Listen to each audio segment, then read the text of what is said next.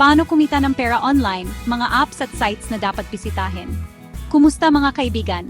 Alam kong marami sa atin ang naghahanap ng extra income, lalo na ngayong pandemya.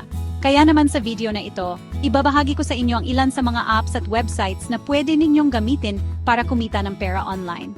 Yes, tama ang rinig ninyo. Hindi na kailangan lumabas ng bahay para magtrabaho. Sa tulong ng technology, pwede na tayong kumita ng pera gamit lang ang ating mga smartphones o laptops. Excited na ba kayong malaman kung ano-ano ang mga ito? Kung oo, ituloy nyo lang ang panood at siguradong matutuwa kayo sa mga tips na ibabahagi ko. Kaya't simulan na natin. Upwork, hanap ng freelance jobs dito. Una sa listahan natin ay isang app na talagang patok sa mga Pinoy. Ang Upwork ay isang online platform kung saan pwede kang maghanap ng freelance jobs na swak sa skills at experience mo. Kung magaling kang magsulat, mag-edit ng videos, mag-design, o kahit ano pang online jobs, siguradong may makikita kang client dito sa Upwork. Ang maganda pa dito, ikaw mismo ang magtatakda ng presyo mo per hour o per project. Kaya naman kung naghahanap ka ng flexible na trabaho at gusto mong maging boss ng sarili mo, try mo na ang Upwork.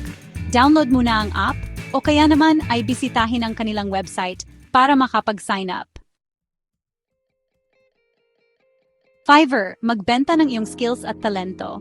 Pangawala naman sa listahan natin ay ang Fiverr. Dito naman, pwede kang mag-alok ng iyong mga serbisyo o gigs sa mga clients from all over the world.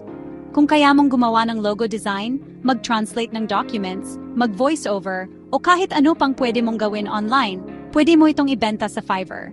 Ang starting price ng gigs dito ay $5. Pero syempre, pwede itong tumaas depende sa complexity ng project at sa experience mo. Kaya kung may talent ka na, pwede mong i-share sa mundo at gusto mong kumita ng extra income, try mo na ang Fiverr. Mag-sign up ka lang sa kanilang website at simulan mo ng i-post ang iyong mga gigs. Pangatlo sa listahan natin ay ang Carousel. Alam nyo ba na pwede kayong kumita ng pera sa mga gamit ninyo na hindi na ginagamit? Yes, tama ang rinig ninyo. Sa Carousel, pwede mong ibenta ang mga pre-loved items mo, like clothes, bags, shoes, gadgets, at kung ano-ano pa. Napakadaling gamitin ng Carousel.